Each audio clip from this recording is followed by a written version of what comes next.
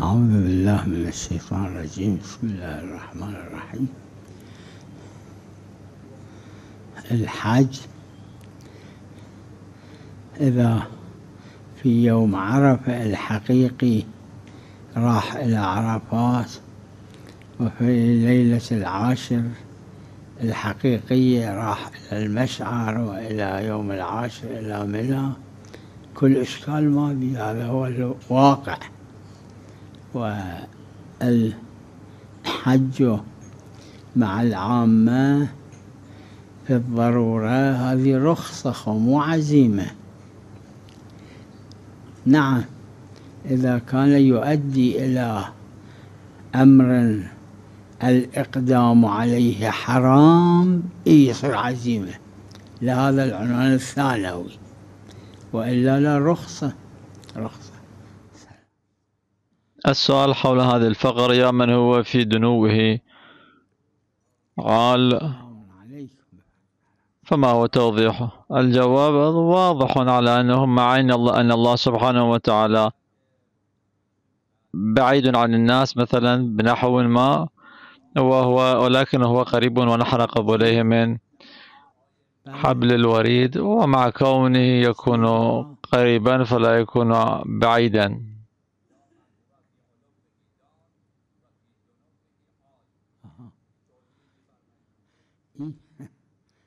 ظاهرا واضحه، خدا در عین اینکه بالاست اما نزدیکه. دان یعنی نزدیک، و نحن اقرب الیه من حبل الورید. السؤال حول ما ورد الفقر وحمل الناس على أكتاف آل محمد عليه السلام، ما هو المعنى؟ الجواب: أي الذين صاروا سببا بأن من كان سببا في ظلم أهل البيت عليهم أفضل الصلاة والسلام، كما أخبر والوشائين، هؤلاء الذين أخبروا بالأخبار الكاذبة، حيث صار السبب في ذلك أن يحبس الظالمون أهل البيت عليهم السلام، أو يقتلونهم، أو ما شاكل هذه الأمور من الظلم بالنسبة إلى أهل البيت عليهم السلام. سبب شدن که امام رضا علیه السلام و ائمه رو بکشن. حمل الناس على اکتاف آل.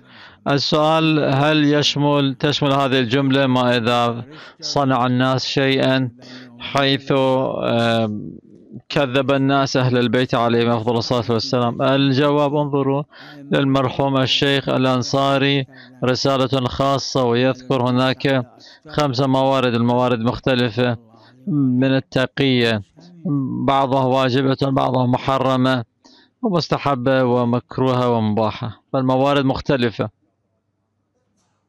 فنتيجة للعنوان الثانوي يختلف الحكم. این همینیه که مکرر من عرض کردم. مرحوم شیخ انصاری در رساله‌ای دارن خاص، در اونجا فرمودن 5 قسمه، یعنی مواردش فرق میکنه. یه وقت واجبه، یه وقت حرامه، یه وقت مستحبه، یه وقت مکروه، یه وقت مباحه. یعنی هم موارد فرق میکنه، جاها فرق میکنه. السؤال بالنسبة لكفارة تأخير صيام شهر رمضان المبارك، الجواب: مرة واحدة قال جماعة بالفتوى والآخرون بالاحتياط الوجوبي، وأنا نظري على الاحتياط الوجوبي، على أن السنة الأولى إن لم يأتي بالقضاء فيعطي الكفارة عن السنة الأولى، وإن تأخر عن الإتيان والقضاء 10 سنوات فالكفارة الواحدة في السنة الأولى يجب عليه، لا أن تكون في كل سنة. ماه رمضان یا مسافر بود یا مریض بود، روزه نگرفت، وقت باید جماعتی فتوا دادن، جماعتی احساس وجوبی گفتن که منم نظرم همینه که اگر از همون سال اول گذشت و قضا نکرد باید کفاره بده. وقتی دیگه اگه 10 سالم بگذره همون یک کفاره است. ظاهر دلیل اینه که همون یک کفاره است، نه اینکه هر سالی یک کفاره جدا داشته باشه.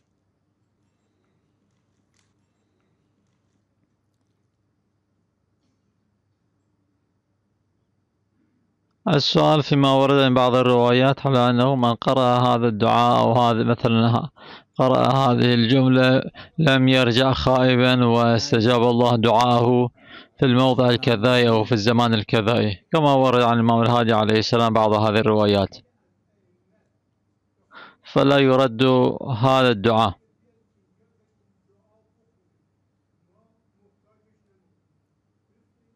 الجواب: انظروا، المطلقات لها مقيدات والعمومات لها مخصصات،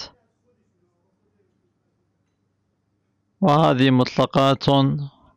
وذكرت سابقا المثال الظاهري له بأنه مثلا بالنسبة إلى صلاة الفجر قال القرآن الحكيم وقرآن الفجر، وهذه كلمة المطلقة.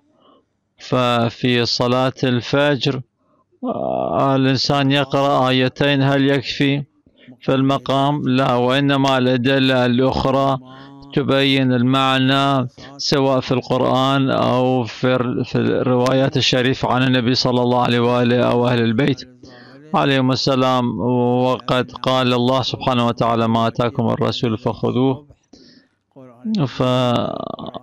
وقال النبي صلى الله عليه وآله: كتاب الله وعترتي. فنرجع للمقيدات لهذا المطلق والخاص لهذا العام، نرجع إلى ما ورد بالتفصيل والجزئيات الواردة، حيث يبين أن صلاة الفجر ركعتان وقواطعها شرائطها موانعها وأمثال هذه الأمور. فما ورد من أن مثلا أن يقرأ الإنسان هذا الدعاء صلوات الله عليهم جميعا ولا راد لهذا الدعاء فمشروط ومقيد. قال الله سبحانه وتعالى: أوفوا بعهدي أوف بعهدكم.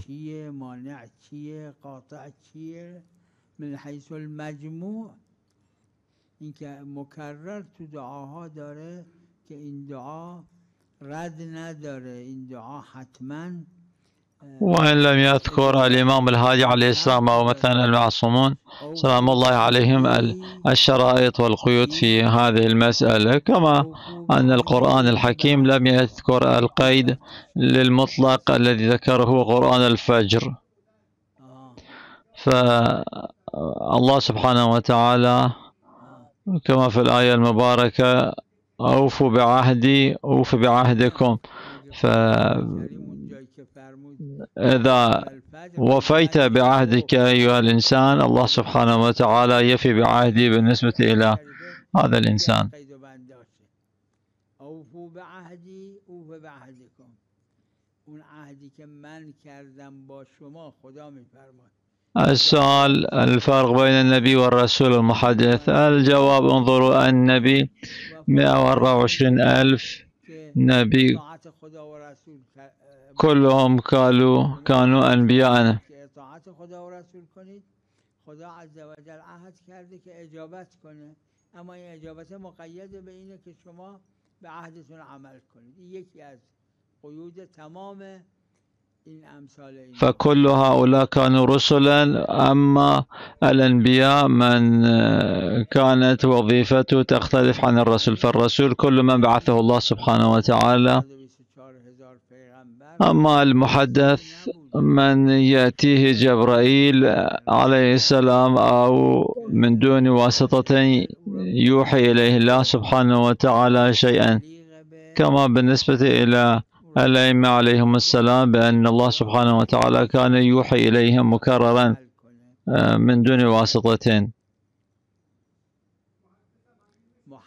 وإحدى الموارد وقد ذكرت مكررا أن الإمام الباقر سلام الله عليه هو من كان من جملة الأئمة حيث رأى أصحاب النبي صلى الله عليه وآله، والإمام الصادق سلام الله عليه لم يرى أحدا من أصحاب النبي صلى الله عليه وآله.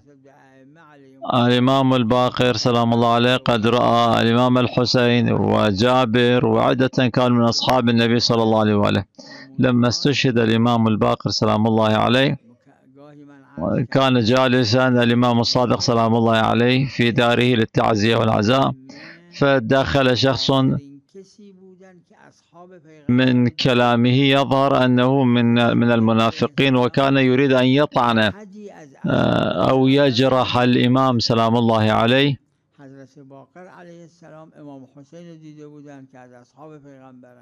فجلس وتكلم بكلمة في تلك الجلسة التي كان الناس يعزون الإمام الصادق سلام الله عليه بشهادة الإمام الباقر عليه السلام بهذا اللفظ بمضمونه. قال: مات والله من لم يكن على وجه الأرض غيره، قال رسول الله صلى الله عليه وآله. فليس فيكم من يقول فيكم أهل البيت أنه قال رسول الله صلى الله عليه وآله، لأن الإمام الصادق لم يرى النبي صلى الله عليه وآله ولم يرى أحدا من أصحاب النبي صلى الله عليه وآله. فلما أتم كلامه قال الإمام الصادق سلام الله عليه، رفع رأسه وقال: قال الله عز وجل، وذكر حديثا قدسيا.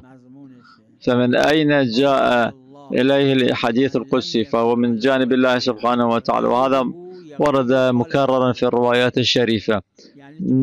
لا أن قال النبي صلى الله عليه وسلم قد قطع عنا، بل قال الله سبحانه وتعالى أيضا لم يقطع عنا.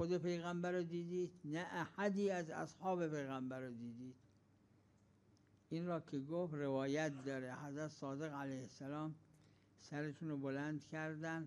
وهذا نظير: وأوحى ربك إلى أم موسى، وأوحى ربك إلى النحل، أو يرسل الرسول، مثلا أمثال هذه الآيات. فمن أقسام الوحي الإلهي ينزل الوحي حتى على غير الأنبياء والرسل، فالوحي له أقسام عدة. خود قرآن داره چیه اون آیه او یرسل رسول، گاهی القاء میکنه، مثل و اوحینا الی ام موسی و اوحى ربک الی النحل. السؤال حول زيارة عاشوراء أيضا من الأحاديث القدسية. الجواب نعم. القاء. حالا نسبت به این حدیث قدسی که حضرت صادق علیه السلام نقل فرمودن چجوری بوده نمیدونم. اگه خودشون فرمودن فلان جا اینجوری بوده، خب به نتیجه وحی اقسام وحی یعنی چیزی که از جانب خدا به مخلوق اومده. حالا این مخلوق یه وقت پیغمبره، یه وقت وأخي هارون. السؤال حول الآية المباركة: وأخي هارون هو أفصح مني لسانا فأرسله معي يريد أن يصدقني. بله بله بله بله بله. إني أخاف أن يكذبون. أفصح یا یفصح؟ همین افصح، نه آیه افصح نی، افصح آیه. و اخی هارون هو افصح.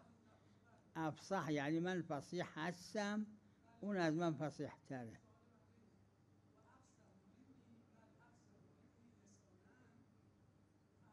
الجواب: بالنسبة لما كان موسى مع هارون على نبينا وآله وعليهم السلام، فلما كان اثنين يصدقهما فرعون ويقبل بكلامهما، فلا يكون فردا ووحيدا.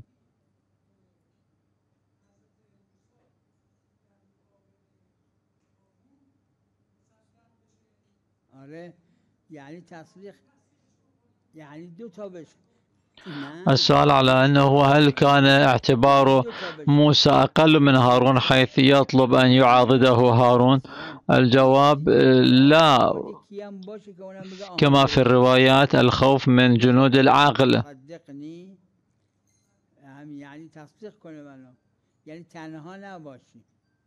كما ورد في عدة من الآيات: ولما خفتكم.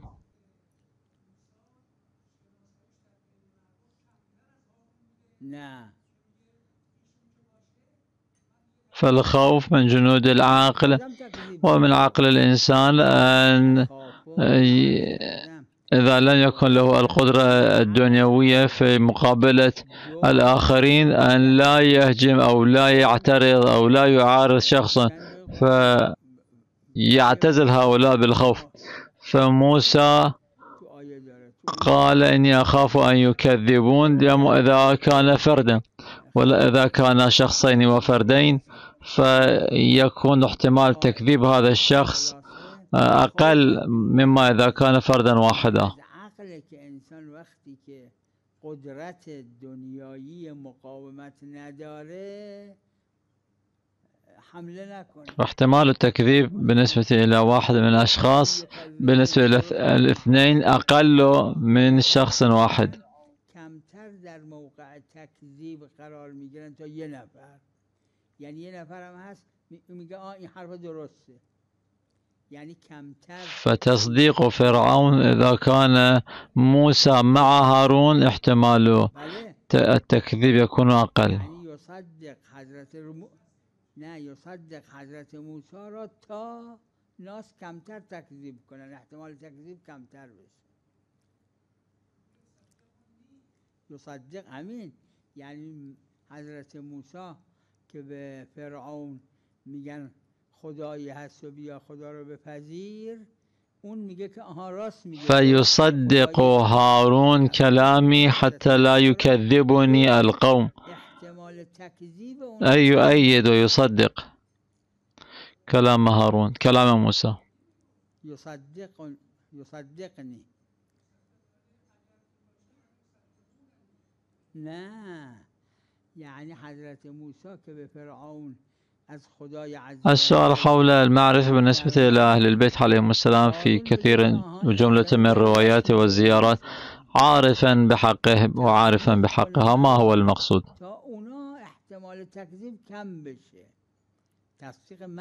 الجواب بالنسبة إلى الأئمة عليهم السلام أن يعترف أنهم أئمة من قبل الله سبحانه وتعالى ويلزم إطاعة أمرهم. أما بالنسبة إلى السيدة فاطمة المعصومة سلام الله عليها يعلم أنها ابنة رسول الله ومن ذرية النبي صلى الله عليه وآله ولها مقامات عالية.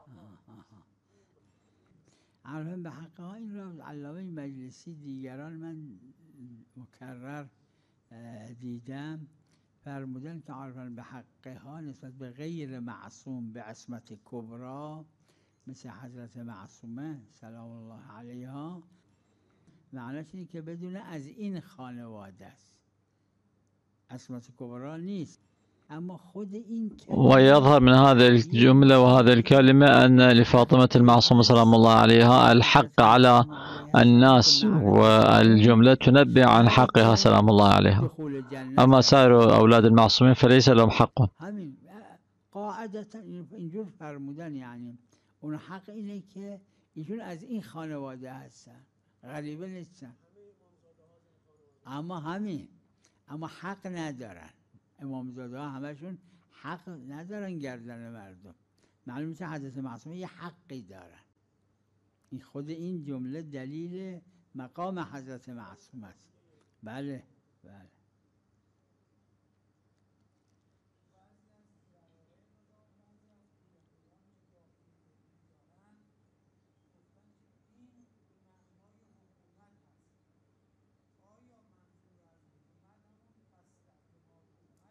الجواب الدين ليس معناه ما ذكرتم. الدين أي الطريقة.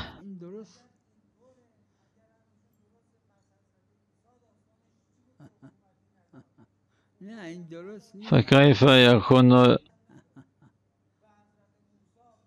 أن يعمل الناس أو أن يترك الناس شيئا؟ الدين أي الطريق، الدين أي الملهج. هو بالنسبة للنبي صلى الله عليه وآله وأمير المؤمنين عليه السلام كان من جملة ما كان في حياتهم الحكومة. أما باقي المعصوم عليهم السلام فلم يحكموا، وكان دينا وما جاءوا به من دين طريقة ومنهج. الجواب إذا كان الانحدار قليلا فيختلف حكمه عما إذا كان الانحدار كثيرا.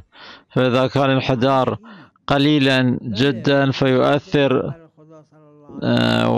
ويؤثر في سراية النجاسة.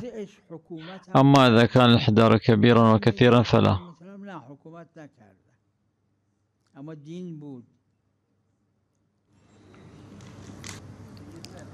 نعم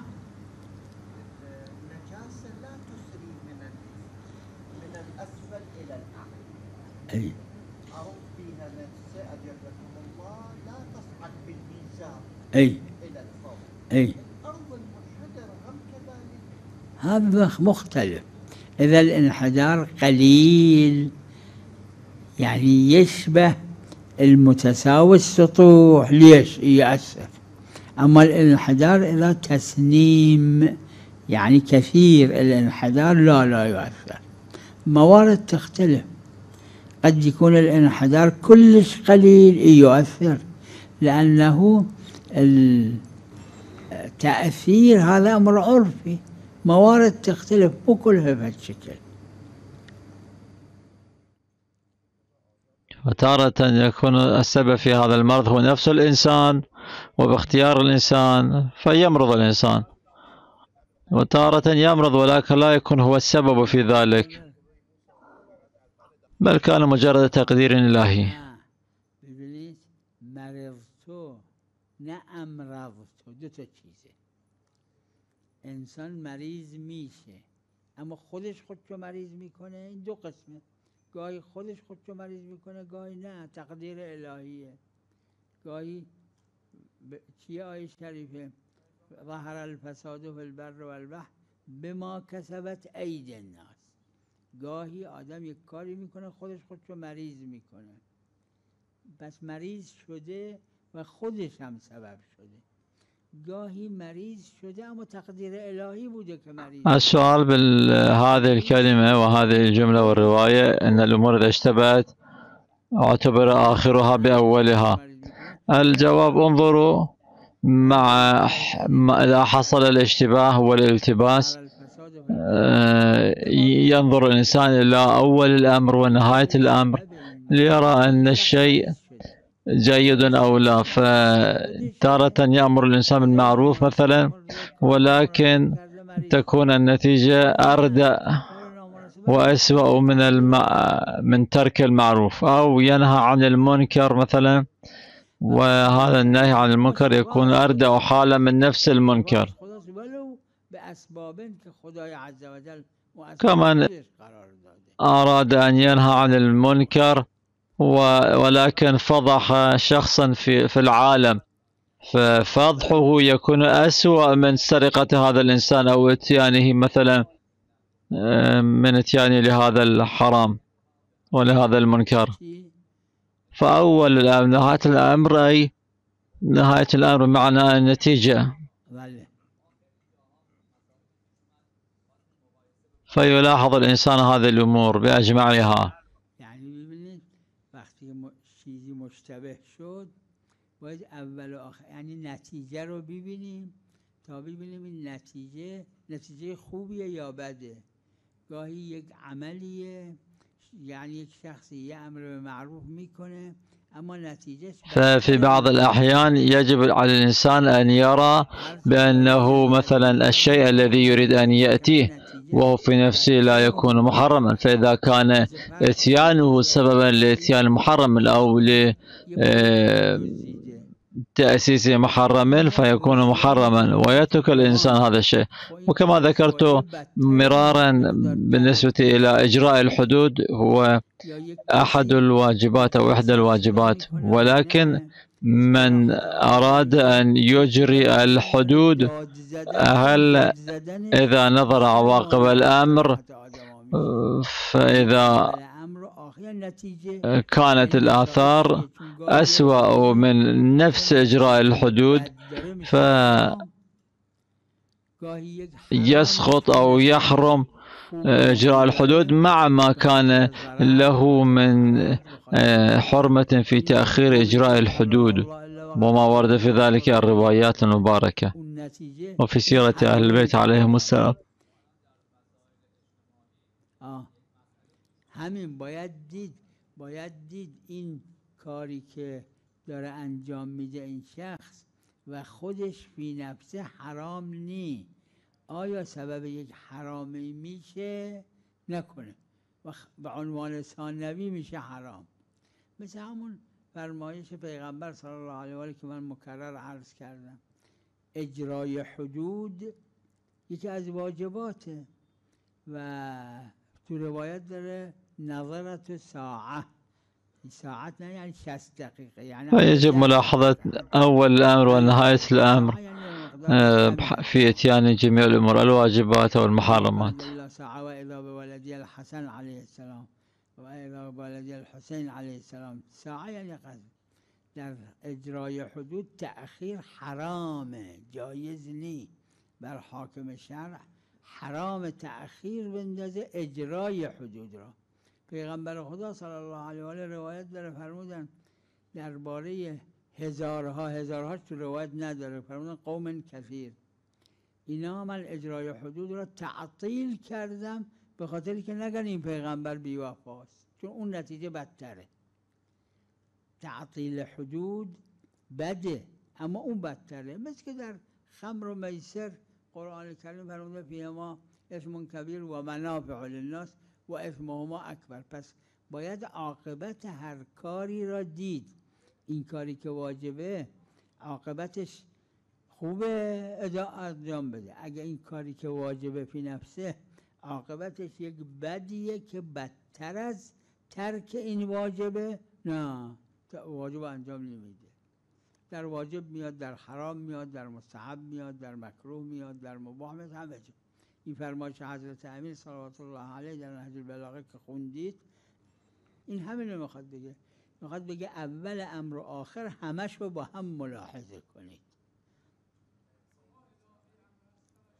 ببخشید بله. مولانا صاحب الزمان يعني عنده أولاد قاعدة نعم، لأنه صاحب الزمان عجل الله فرجه الشريف وصلوات الله وسلامه عليه لا يعمل ما يخالف رسول الله، حتما متزوج. ما أدري، ما لعله يعني قاعدة أكو، بس في الروايات مو موجودة، بس بالدعاء أكو، في ذلك الدعاء فالتعبير أكو يظهر منه أنه له أولاد صلوات الله عليه. الجواب لأن الله سبحانه وتعالى جعل هذا الغذاء وهذا الطعام مثلا بنحو يكون سيئا لهذا الإنسان فيكون كما إذا جاء باختياره.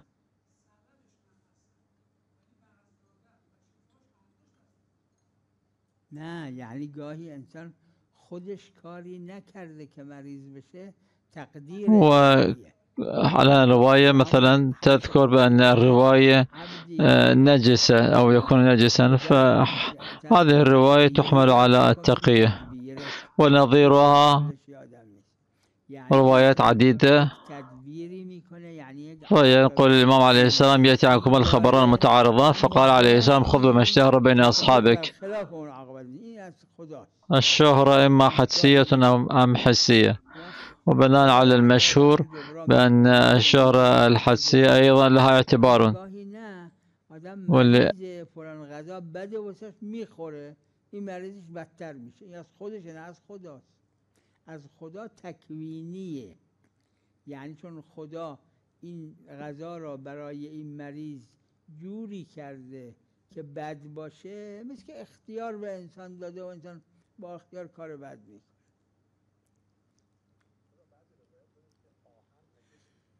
روایت صحیح هست، یه زمانی نه صح نه ها، چون روایت هم داریم که آهن نجس نیست. وقتی نجس حمله بر تنزیه میشه. ما از این چیزا تو روایت خیلی داریم، روایت متعارضه که هر دوش هم صحیحه. به حضرت عرض کرد یأتی عنکم الخبران حالا یأمرنا حالا ینهانا، فرمودن خود به مشتهر بین اصحابک، یعنی اونی که شهرت حالا یا نقلیه حسیه یا شهرت حدسیه، که بنابر مشهور بین فقها شهرت حدسی هم اعتبار داره. علا کلن این برای همینه. ففي الروايات المتعارضة ما مكر نماز جمعه أن الصلاة مثلا الجمعة يكون واجبا عينيا وأخرى لا يكون واجبا. أما بالنسبة إلى الحديد هناك رواية صحيحة بأن الحديد يكون نجسا فيحمل على التنزيه. السؤال ما هو علة الحكم؟ الجواب لا نعلم بعلة الحكم. وإن ورد في الآية المباركة ما ذكرتم فيه بأس شديد، ولكن لا يكون سببا في مخالفة لهذا الحديث الشريف. والمشهور من الفقهاء قالوا بعدم نجاسة الحديد، فكون الحديد نجسا فيكون تنزيها.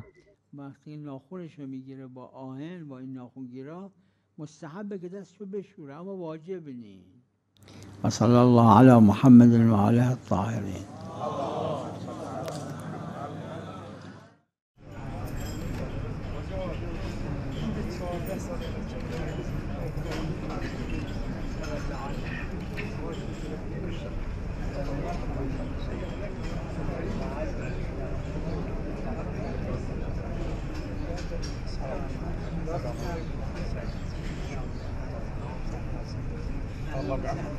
السلام